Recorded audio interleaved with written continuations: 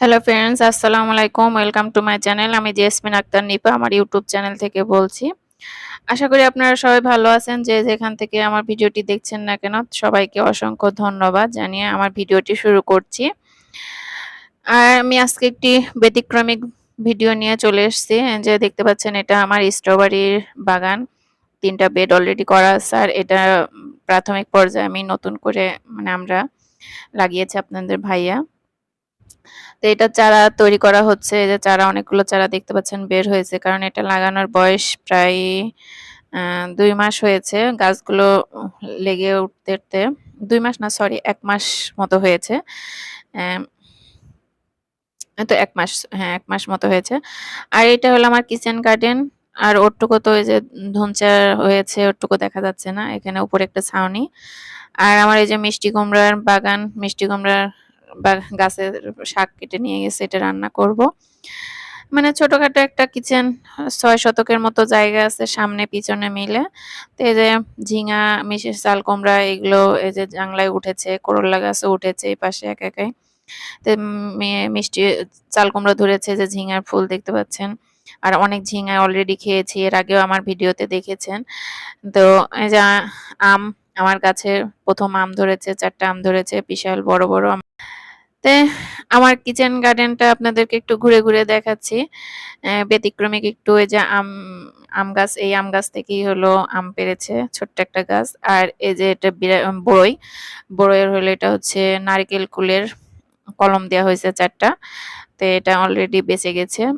আর আরেকটা বড়ই গাছ আছে, ওটা আপেল কুলের গাছ, ওইটাও কলম গাছই লাগানো হয়েছিল। আর এই যে দেখুন ঝিঙা, অনেক ঝিঙা খাচ্ছি।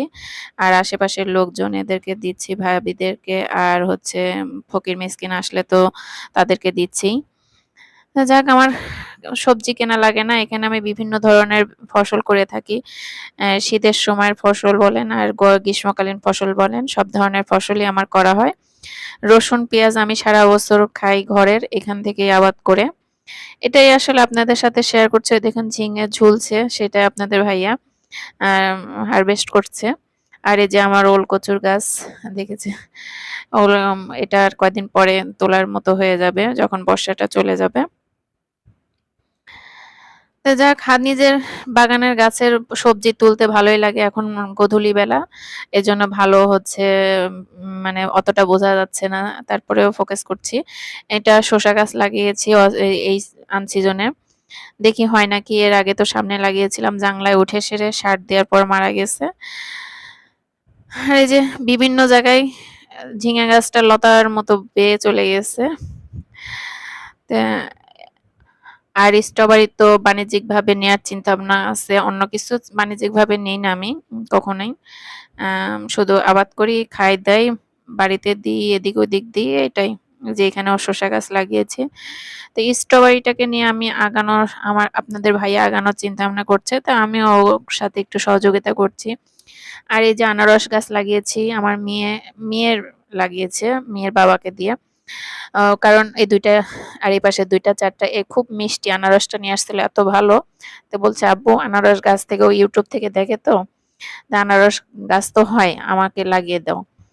তো যাক, যেমন বলা তেমন কাজ। এই যে এটা হলো আমার আপেল কুলের গাছ। আর এই গাছটা তো অনেক বড় ছিল, এবার ডালটা কেটে একটু ছোট করে দিয়েছি। খুব ঝাপড়া হয়, এজন্য এবার খুব একটা কুশি আসেনি। তা আমরা ছোটখাটো ফ্যামিলি হয়ে যায়। তবে অনেক কুল ধরে আমাদের আপেল কুলটা, আমরা খেয়ে পোড়াতে পারি না। আশেপাশে ভাবি বলেন, সবাইকে দিয়ে খাই। এই তো দেখুন, আমিও এই পাশ থেকে হচ্ছে ঝিঙা তুলছি, এদিকেও বড় বড় হয়ে গেছে। নিজের হাতে ঝিঙা তুলতে আসলে খুবই মজা লাগছে। আমিও তুলছি, এই যে দেখাচ্ছি আপনাদের ভাইয়াকে, এখানে আছে এই জায়গাতে, এগুলো ছিঁড়ে নিও। আমি এক হাত দিয়ে মোবাইল ধরে আর ছিঁড়তে পারছিলাম না, তারপরও চেষ্টা করছিলাম। আর এই যে লতা পেঁচিয়ে এটা গেছে, আর ওখানে মানে বাড়তে পারেনি।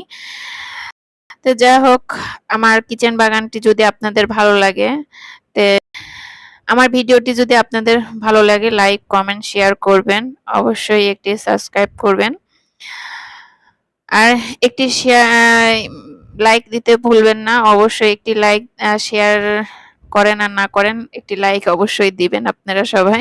এটি আপনাদের কাছে আমার অনুরোধ রইল।